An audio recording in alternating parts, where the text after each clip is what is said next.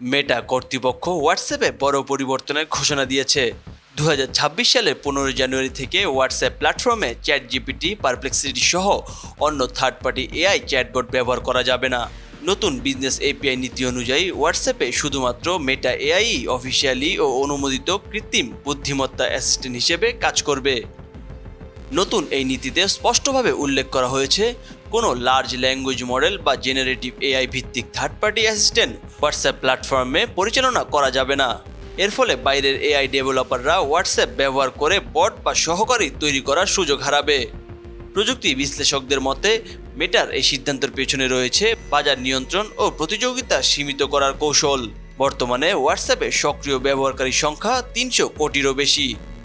এত বিশাল ব্যবহার ভিত্তিক প্ল্যাটফর্ম অন্য এআই সংস্থাগুলোর প্রবেশ রোধ করে মেটা নিজের কৃত্রিম বুদ্ধিমত্তা প্রযুক্তির প্রাধান্য দিতে চায়। মেটা ইতিমধ্যে ফেসবুক, ইনস্টাগ্রাম ও হোয়াটসঅ্যাপে ধীরে ধীরে নিজের এআই অ্যাসিস্ট্যান্ট মেটা এআই যুক্ত করছে। এটি শুধু চ্যাট ফিচার নয়, সার্চ বার ও ক্যামেরা টুলেও একীভূত হচ্ছে। তাই ভবিষ্যতে মেটার সব অ্যাপে একীভূত ওয়ান অ্যাপ ওয়ান অ্যাসিস্ট্যান্ট নীতির আওতায় থাকবে শুধুমাত্র তাদের নিজস্ব এআই। বিশেষজ্ঞদের মতে এই পদক্ষেপ প্রযুক্তির জগতের প্রতিযোগিতার ভারসাম্য নষ্ট করতে পারে, কারণ এতে ব্যবহারকারীরা আর বিকল্প এআই সেবা বেছে নেওয়ার স্বাধীনতা হারাবে। তবে মেটার দাবি, এই পরিবর্তন ব্যবহারকারীর নিরাপত্তা ও গোপনীয়তা রক্ষার জন্য জরুরি।